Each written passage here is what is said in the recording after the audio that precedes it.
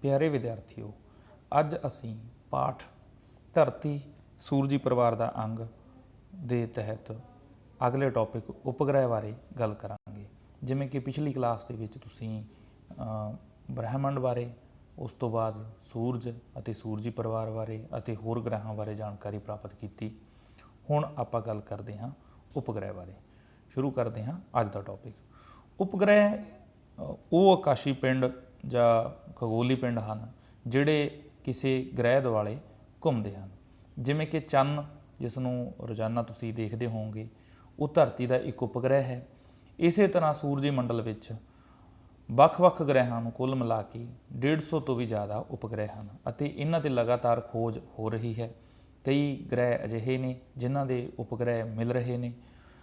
ਕੁੱਲ ਮਿਲਾ ਕੇ ਤੁਸੀਂ ਦੇਖੋਗੇ ਕਿ ਬੁੱਧ ਅਤੇ ਸ਼ੁੱਕਰ ਸਾਡੇ सूरजी परिवार दे विच अजिहे दो ग्रह हैं जिन्हां दा कोई भी उपग्रह नहीं है। इस तो इलावा कुछ ग्रह अजिहे हैं जिन्हां दे एक तो ज़्यादा उपग्रह हैं, पर धरती दा इक्को ही उपग्रह है जिसनूं असीं चंद दे नाम नाल जाणदे हां।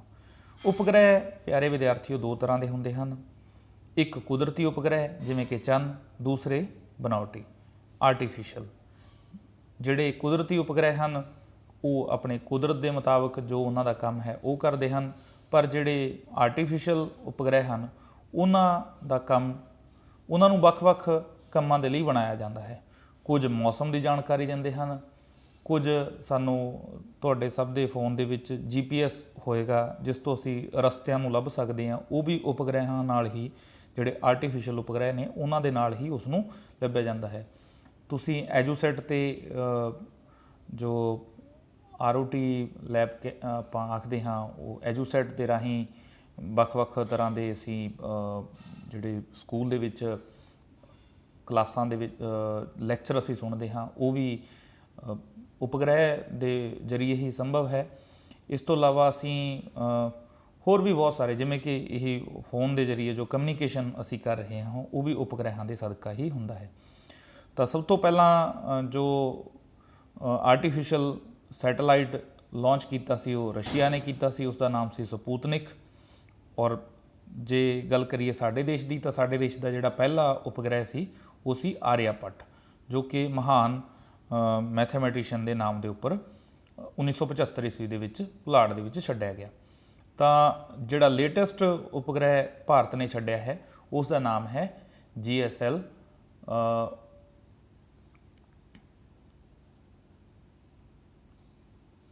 जो भारत ने लेटेस्ट उपग्रह छड्डिया है उसका नाम है GSAT-30। यह 16 जनवरी 2020 ਨੂੰ ਛੱਡਿਆ ਗਿਆ है। ਹੁਣ ਆਪਾਂ ਗੱਲ ਕਰਦੇ ਹਾਂ ਸਾਡੇ ਧਰਤੀ ਦੇ ਕੁਦਰਤੀ ਉਪਗ੍ਰਹਿ ਸੈਟੇਲਾਈਟ ਚੰਨ ਬਾਰੇ। ਚੰਨ ਜਿਵੇਂ ਕਿ ਅਸੀਂ ਪਹਿਲਾਂ ਹੀ ਗੱਲ ਕਰ ਚੁੱਕੇ ਹਾਂ, ਚੰਨ ਧਰਤੀ ਦਾ ਇੱਕ ਕੁਦਰਤੀ ਉਪਗ੍ਰਹਿ ਹੈ ਜੋ ਧਰਤੀ ਦੇ ਦੁਆਲੇ ਚੱਕਰ ਲਾਉਂਦਾ ਹੈ, ਘੁੰਮਦਾ ਹੈ। ਧਰਤੀ ਦੀ ਪਰਿਕਰਮਾ ਲਗਭਗ 27 ਦਿਨਾਂ ਦੇ ਵਿੱਚ ਅਤੇ ਆਪਣੇ ਧੁਰੇ ਦੁਆਲੇ 7 ਘੰਟਿਆਂ ਵਿੱਚ ਚੱਕਰ ਪੂਰਾ ਕਰਦਾ ਹੈ। ਚੰਨ ਜੋ ਧਰਤੀ ਤੋਂ 3,84,400 ਕਿਲੋਮੀਟਰ ਦੂਰ ਹੈ, ਇਸ ਦੂਰੀ ਕਾਰਨ ਇਹ ਸਾਨੂੰ ਥੋੜ੍ਹਾ ਛੋਟਾ ਨਜ਼ਰ ਆਉਂਦਾ ਹੈ। ਚੰਨ ਦੀ ਉਤਪਤੀ ਬਾਰੇ ਕੋਈ ਇੱਕ ਮਤ ਨਹੀਂ ਹੈ। ਪਹਿਲਾਂ ਲੋਕ ਇਹ ਮੰਨਦੇ ਸਨ ਕਿ ਚੰਨ ਧਰਤੀ ਦਾ ਹੀ ਇੱਕ ਹਿੱਸਾ ਹੈ, ਪਰ ਖਗੋਲ ਵਿਗਿਆਨੀਆਂ ਨੇ जो चंद तो मिट्टी के नमूने इकट्ठे किए हैं वो धरती की मिट्टी नाल मेल नहीं खाते। इस तो ये पता लगता है कि चंद और धरती एको ही समय होंद विच आए हुए दो ਵੱਖ-ਵੱਖ आकाशी पिंड हैं। अपोलो प्रोजैक्ट अधीन आकाशी यात्रावां करन पिछों असी होर खगोली पिंडां नालों चंद बारे बहुत ज़्यादा जानते हाँ।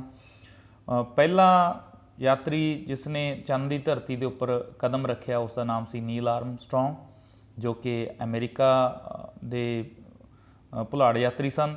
उस तो बाद एडविन एल्ड्रिन, इन्हों ने 21 जुलाई 1969 ईस्वी में सब तो पहला चंद की सतह के उपर कदम रखे। वड्डियां क्लासां दे विच इस दे बारे च होर ज़्यादा जानकारी तुहानूं मिलती रहेगी।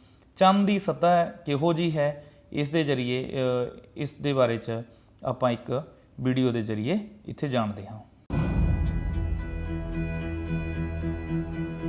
अपोलो 13 के जो एस्ट्रोनॉट्स ने उन्होंने जो चंद दी तस्वीरां लईआं हन तुहाडे सामने मैं शो कर रहा हाँ। इस तो तुसीं अंदाज़ा ला सकते हो कि चंद की जो सतह का सरफेस है वो किहो जिहा दिखाई देता है। तुसीं देख रहे होंगे बहुत ज़्यादा उबड़ खाबड़, बहुत ज़्यादा लाइट नहीं है। जो ये तुहानूं खड्डे दिखाई दे रहे हैं, ये इस कारण दिखाई दे रहे हैं क्योंकि चंद की सतह के उपर लगातार उत्थे कोई वायुमंडल नहीं है, इस कारण आसमानी पिंड उत्थे लगातार वरदे रहंदे हैं, जिस कारण कि आसमान जो चंद की सतह है उसके उपर ये खड्डे बने। इस तो तुसीं अंदाज़ा लगा सकते हो कि चंद की सतह किहो जी दिखाई देती है। चंद के बारे च लगातार खोजां जारी हैं, तुसीं इस वीडियो के जरिए देख सकते हो कि साडे कोल चंद दीआं जो तस्वीरां देखो।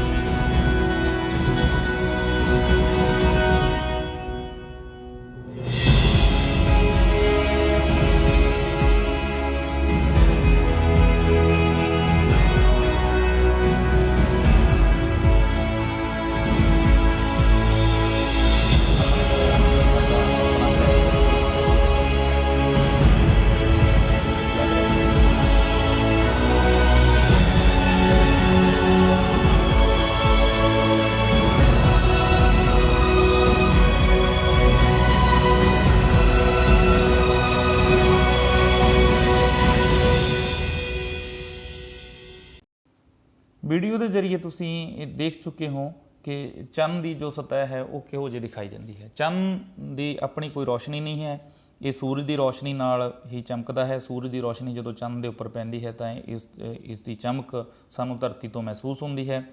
तुहानूं जाण के बड़ी हैरानी होएगी कि कुछ देश अपने नकली चंद बनाउण की कोशिश के विच हन, जिस दे विच सब तो वड्डा नाम है चीन का। साडे गवांढी देश चीन ने अनाउंस किया है कि वह 2022 तक अपना एक आर्टिफिशियल चंद बना लेगा। देखते हैं, होप सो उसके जो भी प्रोज एंड कॉन्स ने वो अगे तुहानूं दसे जाणगे। जो चंद के उपर सूरज की रोशनी पैंदी है, ये परिवर्तित रोशनी कारण छोटा जिहा वड्डा यह सानूं दिखाई दिंदा है।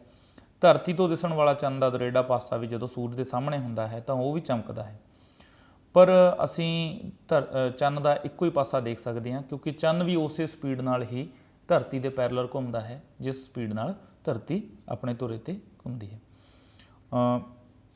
इस कारण असीं चंद का एको ही हिस्सा दिखाई दिंदे हैं। नीचे तुसीं देख सकते हो कि चंद दीआं वख-वख तस्वीरां ने। एक वो दिन हुंदा है चंद जदों सानूं दिखाई नहीं दिंदा, उस दिन नूं असीं मस्सिया दी रात आखदे हां। और उस तो ठीक 15 दिनों बाद जो चंद पूरी तरह दिखाई दिंदा है, तुसीं देख इत्थे नीचे तस्वीर देख रहे होंगे, उस रात नूं असीं पूर्णमासी की रात आखदे हां। 15 दिन मस्सिया तो 15 दिन तक चंद हौली हौली वधदा रहिंदा है और 15 दिनों बाद जो पूर्णमासी की रात आउंदी है तो उस रात चंद सब तो ज़्यादा चमकदा है ਅਤੇ फिर उस तो बाद हौली हौली घटना शुरू हो जाता है ਅਤੇ 15 दिनों बाद अलोप हो जाता है। इस रात नूं मस्सिया की रात आखते हैं। ये पूरी प्रक्रिया 29 दिन ਅਤੇ 12 घंटिਆਂ ਦੇ ਵਿੱਚ ਹੁੰਦੀ है। चंद के बारे एक इंपॉर्टेंट गल यह है कि एक सुपरमून एक टर्म वरती जाती है। सुपरमून किसी खास मस्सिया वाले दिन हुंदा है। इस दिन जिहड़ा चंद है वो लगभग 14% आम जो पूर्णमासी वाले दिन हुंदा है, उस दिन ये 14% ज़्यादा चमकदा है ਅਤੇ इसका रंग हल्का जिहा गुलाबी हुंदा है। इस तो अगे आपां चलते हाँ अगले टॉपिक बारे। हुण आपां जानकारी प्राप्त करांगे पूछल तारे कॉमेंट्स। तुसीं ये नीचे एक तस्वीर भी है, इस दे नाल ही मैं एक होर तस्वीर तुहानूं दिखावां हाँ। तुसीं इस तस्वीर के जरिए देख सकते हो कि एक आसमान दे विच एक तारा है जिसकी एक लंबी पूछ दिखाई दे रही है। इसनूं असीं पूछल तारे आखदे हां। यह आसमान दे विच एक खास समय दे विच वापस परतदे हन, उसके बारे आपां अगे गल करदे हां। इसकी जो लंबी पूछ है यह धूड़ अते गैसां दा मिश्रण है ਅਤੇ ਇਹ एक खास पैटर्न ਦੇ ਵਿੱਚ ਅੱਗੇ ਵਧ ਰਹੇ ਹਨ। इस खास पैटर्न करके इन्हां दे आउण दा समा फिक्स ਹੁੰਦਾ है, जिमें कि एक मशहूर पूछल तारा है हैली, जिहड़ा कि 76 सालों बाद दिखाई दिंदा है। इसका नाम विज्ञान दे इंग्लैंड के एक विज्ञानी एडमंड हैले के नाम के उपर पिया है। इसी तरह बहुत सारे होर भी पूछल तारे आसमान दे विच घूम रहे हैं। ये कित्थे चले जाते हैं इस दे बारे च कोई पता नहीं है, बट इन्हां दे आउण दा समा फिक्स होंदा है। एक खास समय बाद दोबारा फिर अपने पंथ ते वापस आउंदे हैं। इस तो बाद अगली गल करते हैं आपां छोटे ग्रहां दी। छोटे ग्रहां तो इलावा ब्रह्मंड दे विच कई होर छोटे ग्रह भी हैं जिहड़े सूरज दुआले घूमते रहंदे हैं। सूरज दुआले परिक्रमा करने वाले ग्रहां की एक किस्म है। आम तौर पर मंगल अते बृहस्पति ग्रह के विचकार एक छोटे ग्रहां की पूरी पट्टी है। उत्थे छोटे ग्रह काफ़ी ज़्यादा भारी मात्रा दे विच एक निश्चित अपने पन दे विच सूरज के दुआले चक्कर लगाउंदे रहंदे हैं। इस तो इलावा एक पट्टी अपने सूरजी परिवार के बिल्कुल बाहर वाले कोने के उपर है, जिसनों कुइपर बेल्ट कहा जाता है। उत्थे भी एक छोटे ग्रहां की एस्ट्रॉइड्स की एक खास पट्टी है। उस तो बाहर साडा जिहड़ा सूरजी परिवार है उसकी होंद खत्म हो जाती है। उस तो बाद आउटर स्पेस जिसनों कहते हैं बाहरी आसमान शुरू हो जाता है। उस तो बाद अगले टॉपिक के वल आपां चलते हाँ, उल्का अते उल्का पिंड, मैटरॉइड्स एंड मैटरॉइड्स। उल्का पिंड जिसनों शूटिंग स्टार आखते हैं, यह भी लगभग देखण दे विच पूछल तारिਆਂ वर्गे ही होंदे हैं। इसनों असी अक्सर ही देखा होएगा तुसी सारिਆਂ ने, जिसनों असी टुटदे हुए तारे आखते हैं। असल विच ये कोई तारे नहीं होंदे, ये छोटे ग्रह ही एक तरह कह सकते हाँ, जिहड़े कि जदों धरती के वायुमंडल दे विच दाखिल होंदे हैं तो वायुमंडली हवा नाल रगड़ करके उन्हां दे पदार्थ नूं अग लग जाती है अते उन्हां दे पिछे एक रोशनी की लकीर जही बन जाती है, जिसनों कि असीं एक तस्वीर के राही देख सकते हाँ। इस तस्वीर के राही तुसीं देख सकते हो कि बहुत सारे जिहड़े उल्का पिंड ने वो धरती वल आउंदे रहिंदे हन।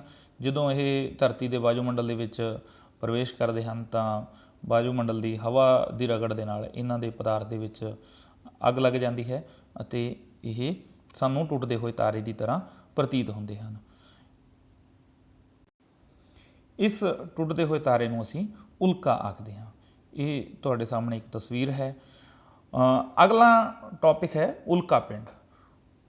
असीं हुणी गल कीती सी उल्का दी, जिहड़े जिसनों असीं टुटदे हुए तारे आखदे हां। एक खास तरह के पदार्थ होंदे हन जो आसमान दे विच दाखिल होंदे हन तां उन्हां दे विच रगड़ दे नाल जदों अग लग जाती है, उस तो बाद जो कई बार कुछ उल्का पिंड साइज़ दे विच इन्ने ज़्यादा वड्डे होंदे हन कि वह पूरी तरह नाल सड़दे नहीं अते वह ठोस हालत दे विच धरती के उपर एक गर्म गोले के रूप में डिग पैंदे हन, जिस नाल धरती के उपर कई जगह ते बहुत वड्डे टोए बन जाते हैं। जिवें अमेरिका के मारूथली इलाके दे विच एरीजोना का मोगा किसी उल्का पिंड के डिगण नाल बनिया है। यह एक खास तरह के होंदे हन, जिवें कि इस दे बारे च उपर तस्वीर है। इस तो इलावा एक इस तस्वीर राही भी तुसीं देख सकते हो कि ये धरती के उपर डिगे हुए उल्का पिंड हैं, जिहड़े कि कुछ खास इन्हां दा आकार है। इसनों भी तुसीं देख सकते हो, ये भी एक उल्का पिंड है जो धरती के उपरों प्राप्त होया है। यह भी एक उल्का पिंड है, यह USA दा है। यह तुसीं इन्हां तो देख सकते हो। यह उल्का पिंड धरती के लगभग हरेक कोने के उपर ही इन्हां दी वर्खा होंदी रहिंदी है। ये जो तस्वीर तुसीं देख रहे हो, यह बिहार के मधुबनी डिस्ट्रिक्ट की है। उत्थे कुछ साल पहला रिपोर्ट किया गया सी, एक खेत चावल के खेत दे विच एक उल्का पिंड डिग्या सी। इस दे नाल ही अपने पंजाब दे विच भी पठानकोट जिले दे विच भी अजिहा मीडिया दे विच रिपोर्ट्स आईयां सीगियां। इस तो इलावा कुछ साल पहला सुनाम के खेतों के विच भी ये रिपोर्ट हुई सी कि उल्का पिंड डिगे सी। यह धरती के लगभग हरेक कोने ते जदों ईवन आपां हुण गल भी कर रहे हैं तां भी किते ना किते उल्का पिंड डिग रहे हैं। आपां गल कीती सी उल्का पिंड दे ਡਿੱਗਣ ਕਾਰਨ ਕਈ ਵਾਰ ਧਰਤੀ ਦੇ ਉੱਪਰ ਕਾफ़ी ज़्यादा हलचल होती है। ये जो तस्वीर तुसी देख रहे हो ये महाराष्ट्र की एक झील है, लोनार झील। ਇਹ ਕਿਹਾ ਜਾਂਦਾ ਹੈ ਕਿ ਕਿਸੇ ਉਲਕਾ ਪਿੰਡ ਦੇ ਡਿੱਗਣ ਨਾਲ ਇੰਨਾ ਜ਼ਿਆਦਾ ਵੱਡਾ ਟੋਆ ਬਣ ਗਿਆ ਕਿ ਅੱਜ ਉਹ ਇੱਕ ਝੀਲ ਦੀ ਸ਼ਕਲ ਲੈ ਚੁੱਕਾ ਹੈ। ਅਜਿਹੇ ਧਰਤੀ ਦੇ ਉੱਪਰ ਬਹੁਤ ਸਾਰੇ ਕ੍ਰਿਸ਼ਮੇ ਹਨ ਜੋ ਕੁਦਰਤ ਨੇ ਆਪਣੇ ਆਪ ਕੀਤੇ ਹਨ। ਕਈ ਜਗ੍ਹਾ ਤੇ ਉਲਕਾ ਪਿੰਡ ਡਿੱਗਣ ਨਾਲ ਧਰਤੀ ਦੇ ਉੱਪਰ ਅਜਿਹੇ ਖੱਡੇ ਬਣੇ ਹੋਏ ਹਨ ਤੇ ਅੱਜ ਕੱਲ੍ਹ ਉੱਥੇ ਪਾਣੀ ਭਰਨ ਕਾਰਨ ਝੀਲ ਦਾ ਰੂਪ ਲੈ ਚੁੱਕੇ ਹਨ। ਹੁਣ ਅਸੀਂ ਗੱਲ ਕਰਦੇ ਹਾਂ ਆਪਣੇ ਪਿਆਰੇ ਗ੍ਰਹਿ ਧਰਤੀ ਦੇ ਬਾਰੇ। ਧਰਤੀ, ਨੁਹਾਰ ਅਤੇ ਆਕਾਰ। ਧਰਤੀ ਜਿਸ ਨੂੰ ਅਸੀਂ ਦੇਖ ਰਹੇ ਹਾਂ ਇਹ ਸਾਈਜ਼ ਵਿੱਚ ਕਾफ़ੀ ਜ਼ਿਆਦਾ ਵੱਡੀ ਹੈ। ਅਸੀਂ ਆਪਣੀਆਂ ਨਜ਼ਰਾਂ ਦੇ ਨਾਲ ਧਰਤੀ ਦਾ ਕੁਝ ਹੀ ਹਿੱਸਾ ਦੇਖ ਸਕਦੇ ਹਾਂ, ਪਰ ਵਿਗਿਆਨੀਆਂ ਨੇ ਪੁਲਾੜ ਵਿੱਚ ਜਾ ਕੇ ਜਦੋਂ ਧਰਤੀ ਦੀਆਂ ਤਸਵੀਰਾਂ ਲਈਆਂ ਤਾਂ ਕੁਝ ਉਹ ਇਸ ਤਰੀਕੇ ਦੀਆਂ ਤਸਵੀਰਾਂ ਪੁਲਾੜ ਦੇ ਵਿੱਚੋਂ ਸਾਡੇ ਸਾਹਮਣੇ ਆਈਆਂ ਹਨ। ਤੁਸੀਂ ਦੇਖ ਸਕਦੇ ਹੋ ਕਿ ਧਰਤੀ ਪੂਰੀ ਤਰ੍ਹਾਂ ਨਾਲ ਚਪਟੀ ਨਹੀਂ ਹੈ, ਸਗੋਂ ਧਰਤੀ ਗੋਲੇ ਦੇ ਤਰ੍ਹਾਂ ਦਿਖਾਈ ਦਿੰਦੀ ਹੈ ਅਤੇ ਧਰਤੀ ਸੂਰਜ ਦੇ ਦੁਆਲੇ ਚੱਕਰ ਲਗਾਉਂਦੀ ਰਹਿੰਦੀ ਹੈ। ਧਰਤੀ ਸੂਰਜ ਦੇ ਦੁਆਲੇ ਆਪਣਾ ਇੱਕ ਚੱਕਰ ਕਿੰਨੇ ਸਮੇਂ ਵਿੱਚ ਲਾਉਂਦੀ ਹੈ ਇਹ ਆਉਣ ਵਾਲੇ ਆਪਾਂ ਅਗਲੇ ਪਾਠਾਂ ਦੇ ਵਿੱਚ ਇਸ ਦੇ ਉੱਪਰ ਚਰਚਾ ਕਰਾਂਗੇ। ਇਸ ਦੇ ਨਾਲ ਹੀ ਅਸੀਂ ਚੰਨ ਦੇ ਬਾਰੇ 'ਚ ਗੱਲ ਕੀਤੀ ਸੀ ਕਿ ਚੰਨ ਵੀ ਧਰਤੀ ਦੇ ਦੁਆਲੇ ਘੁੰਮਦਾ ਰਹਿੰਦਾ ਹੈ।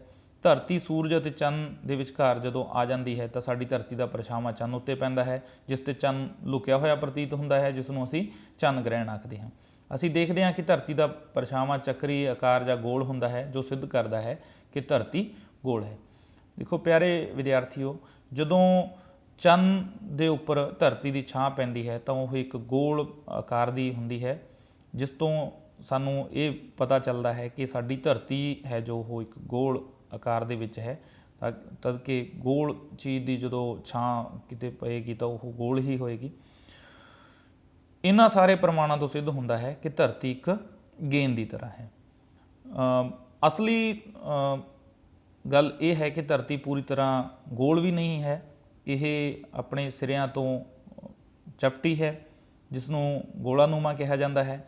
ਸਾਡੀ ਧਰਤੀ ਚਪਟਾ ਗੋਲਾ ਹੈ ਜਿਸ ਨੂੰ ਧਰਤ ਗੋਲਾ ਆਖਿਆ ਜਾਂਦਾ ਹੈ। ਉੱਤਰੀ ਅਤੇ ਦੱਖਣੀ ਸਿਰਿਆਂ ਜਿੱਥੋਂ ਧਰਤੀ ਚਪਟੀ ਹੈ ਉਸ ਨੂੰ ਧਰੁਵ ਆਖਦੇ ਹਨ।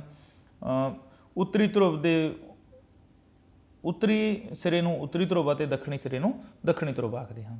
ਇੱਕ ਕਲਪਿਤ ਰੇਖਾ ਜੋ ਕਿ ਸਾਡੀ ਧਰਤੀ ਨੂੰ ਇੱਕ ਧਰੁਵ ਨਾਲ ਦੂਸਰੇ ਧਰੁਵ ਨੂੰ ਮਿਲਾਉਂਦੀ ਹੈ ਉਸ ਨੂੰ ਧਰਤੀ ਦਾ ਧੁਰਾ ਆਖਦੇ ਹਾਂ। ਧਰਤੀ ਦਾ ਇਹ ਧੁਰਾ ਬਿਲਕੁਲ ਸਿੱਧਾ 90 ਡਿਗਰੀ ਨਹੀਂ ਬਲਕਿ ਗ੍ਰਹਿ ਪੰਧ ਨਾਲ 66.5 ਡਿਗਰੀ ਦਾ ਕੋਣ ਬਣਾਉਂਦਾ ਹੈ। ਇਸ ਤਰ੍ਹਾਂ ਅਸੀਂ ਕਹਿ ਸਕਦੇ ਹਾਂ ਕਿ ਸਾਡੀ ਧਰਤੀ ਹੈ ਜੋ ਉਹ ਆਪਣੇ ਧੁਰੇ ਤੋਂ 23.5 ਡਿਗਰੀ ਇੱਕ ਪਾਸੇ ਨੂੰ ਝੁਕੀ ਹੋਈ ਹੈ। ਇਸ ਤੋਂ ਇਲਾਵਾ ਇੱਕ ਹੋਰ ਰੇਖਾ ਯਾਦ ਰੱਖਣ ਯੋਗ ਹੈ ਜੋ ਹੈ ਭੂ-ਮੱਧ ਰੇਖਾ। ਧਰਤੀ ਦੇ ਮੱਧ ਵਿੱਚ ਪੂਰਬ ਤੋਂ ਪੱਛਮ ਵੱਲ ਦੇ ਸਿਰਿਆਂ ਨੂੰ ਮਿਲਾਉਣ ਵਾਲੀ ਇੱਕ ਕਲਪਿਤ ਰੇਖਾ ਜਿਸ ਨੂੰ ਭੂ-ਮੱਧ ਰੇਖਾ ਆਖਦੇ ਹਨ। ਇਹ ਧਰਤੀ ਨੂੰ ਬਿਲਕੁਲ ਵਿਚਕਾਰੋਂ ਦੋ ਹਿੱਸਿਆਂ ਵਿੱਚ ਵੰਡਦੀ ਹੈ। ਆਕਾਰ। ਧਰਤੀ ਦੇ ਆਕਾਰ ਬਾਰੇ ਕਿਹਾ ਜਾ ਸਕਦਾ ਹੈ ਕਿ ਧਰਤੀ ਦਾ ਗ੍ਰਹਿਾਂ ਦੇ ਵਿੱਚ 5ਵਾਂ ਸਥਾਨ ਹੈ। ਬ੍ਰਹਿਸਪਤੀ, ਸ਼ਨੀ, ਯੂਰੇਨਸ ਤੇ ਨੈਪਚੂਨ ਨਾਲੋਂ ਛੋਟੀ ਹੈ। ਇਸ ਦਾ ਵਿਆਸ ਲਗਭਗ 12,756 ਕਿਲੋਮੀਟਰ ਹੈ। ਧਰਤੀ ਦਾ ਘੇਰਾ ਲਗਭਗ 40,000 ਕਿਲੋਮੀਟਰ ਹੈ। ਧਰੁਵਾਂ ਵੱਲੋਂ ਇਸ ਦਾ ਵਿਆਸ 12,712 ਕਿਲੋਮੀਟਰ ਹੈ, ਅਰਥਾਤ ਭੂ-ਮੱਧ ਰੇਖਾ ਨਾਲੋਂ ਧਰੁਵਾਂ ਵੱਲੋਂ ਇਸ ਦਾ ਵਿਆਸ 44 ਕਿਲੋਮੀਟਰ ਘੱਟ ਹੈ। ਇਸ ਦੇ ਨਾਲ ਹੀ ਸਾਡਾ ਇਹ ਪਾਠ ਸਮਾਪਤ ਹੁੰਦਾ ਹੈ। ਇਸ ਪਾਠ ਦੇ ਵਿੱਚ ਅਸੀਂ ਗੱਲ ਕੀਤੀ ਸੀ ਸਭ ਤੋਂ ਪਹਿਲਾਂ ਬ੍ਰਹਿਮੰਡ ਬਾਰੇ, ਉਸ ਦੇ ਆਕਾਰ ਅਤੇ ਵਿਸਥਾਰ ਬਾਰੇ। ਉਸ ਤੋਂ ਬਾਅਦ 'ਚ ਅਸੀਂ ਗੱਲ ਕੀਤੀ ਸੀ ਸੂਰਜ ਅਤੇ ਸੂਰਜੀ ਪਰਿਵਾਰ ਬਾਰੇ। ਉਸ ਤੋਂ ਬਾਅਦ ਅਸੀਂ ਗ੍ਰਹਿਾਂ ਬਾਰੇ ਜਾਣਕਾਰੀ ਪ੍ਰਾਪਤ ਕੀਤੀ ਸੀ, ਫਿਰ ਉਪਗ੍ਰਹਿਾਂ ਬਾਰੇ, ਫਿਰ ਉਲਕਾ ਪਿੰਡ, ਹੋਰ ਵੀ ਬਹੁਤ ਸਾਰੇ। ਮੈਨੂੰ ਉਮੀਦ ਹੈ ਕਿ ਤੁਸੀਂ ਜੇਕਰ ਇਸ ਪਾਠ ਨੂੰ ਚੰਗੀ ਤਰ੍ਹਾਂ ਨਾਲ ਪੜ੍ਹਿਆ ਅਤੇ ਸੁਣਿਆ ਹੋਵੇਗਾ ਤਾਂ ਹੇਠ ਲਿਖੇ ਸਾਰੇ ਪ੍ਰਸ਼ਨਾਂ ਦੇ ਉੱਤਰ ਤੁਸੀਂ ਆਪਣੇ ਆਪ ਤਿਆਰ ਕਰ ਸਕਦੇ ਹੋਵੋਗੇ ਅਤੇ ਉਮੀਦ ਹੈ ਕਿ ਤੁਸੀਂ ਇਹਨਾਂ ਪ੍ਰਸ਼ਨਾਂ ਨੂੰ ਆਪਣੀ ਕਾਪੀ ਦੇ ਵਿੱਚ ਉਤਾਰੋਗੇ ਅਤੇ ਇਹਨਾਂ ਦੇ ਉੱਤਰ ਇਹਨਾਂ ਵੀਡੀਓਜ਼ ਦੇ ਜ਼ਰੀਏ ਜਾਂ ਕਿਤਾਬ ਦੇ ਜ਼ਰੀਏ ਤੁਸੀਂ ਆਪਣੇ ਆਪ ਲੱਭ ਕੇ ਇਹਨਾਂ ਦੇ ਉੱਤਰ ਲਿਖੋਗੇ। ਇਸ ਦੇ ਨਾਲ ਹੀ ਇਸ ਲੈਕਚਰ ਨੂੰ ਸੁਣਨ ਦੇ ਲਈ ਤੁਹਾਡਾ ਸਾਰੇ ਬੱਚਿਆਂ ਦਾ ਧੰਨਵਾਦ। ਜੇਕਰ ਇਹ ਤੁਹਾਨੂੰ ਵਧੀਆ ਲੱਗਿਆ ਤਾਂ ਤੁਸੀਂ ਇਸ ਨੂੰ ਆਪਣੇ ਹਮ ਜਮਾਤੀਆਂ ਨੂੰ ਸ਼ੇਅਰ ਕਰ ਸਕਦੇ ਹੋ। ਜੇਕਰ ਕੋਈ ਤੁਹਾਨੂੰ ਨਾਪਸੰਦ ਚੀਜ਼ ਲੱਗੇ ਤਾਂ ਕਮੈਂਟ ਕਰਕੇ ਦੱਸ ਸਕਦੇ ਹੋ। ਕੋਈ ਵੀ ਚੀਜ਼ ਸਮਝ ਨਹੀਂ ਆ ਰਹੀ ਤਾਂ ਕਮੈਂਟ ਕਰਕੇ ਤੁਸੀਂ ਪੁੱਛ ਸਕਦੇ ਹੋ। ਇਹ ਸਾਰਾ ਲੈਕਚਰ ਸੁਣਨ ਦੇ ਲਈ ਤੁਹਾਡਾ ਧੰਨਵਾਦ। Thank you.